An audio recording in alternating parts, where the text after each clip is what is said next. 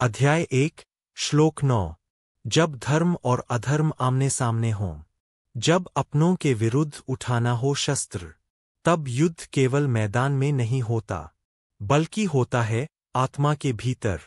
और उसी युद्ध भूमि पर खड़ा है दुर्योधन। अन्ये च बहवः शूरा मदर्थे त्यक्त जीविताः, नाना शस्त्र प्रहरणाः सर्वे युद्ध विशारदाः नौ। हे आचार्य, मेरे लिए अपने प्राणों का बलिदान देने को अनेक वीर योद्धा यहाँ उपस्थित है। वे सभी तरह तरह के शस्त्रों से सज्जित है और युद्ध की कला में निपुण है। दुर्योधन यहाँ अपनी सेना की शक्ति का बखान कर रहा है, पर असल में यह बखान नहीं, उसके भीतर का डर है जो बाहर के शौर्य से ढका हुआ है।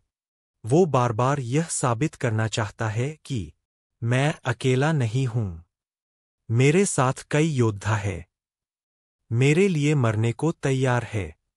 पर सच यह है, जब भी कोई व्यक्ति बहुत ज्यादा अपनी ताकत गिनाता है, तो समझो भीतर कहीं न कहीं वो खुद डरा हुआ है। हम भी तो कई बार ऐसा करते हैं न।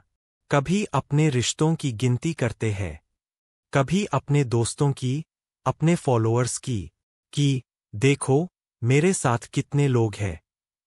लेकिन अगर आत्मा भीतर से खाली है, तो बाहर का शोर सिर्फ भ्रम होता है। सच्चा बल तो तब है जब हम अकेले भी सच्चाई पर अडिग रह सकें। श्री कृष्ण ने गीता में कहा है, जो अपने मन को जीत ले वही सच्चा विजेता है।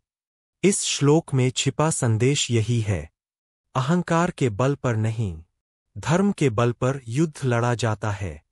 दुर्योधन की सबसे बड़ी हार यह थी कि उसने गुरु को, शास्त्रों को और रिश्तों को अपने स्वार्थ के लिए देखा, जबकि अर्जुन एक ही श्रीकृष्ण के साथ खड़ा था, पर सत्य के साथ।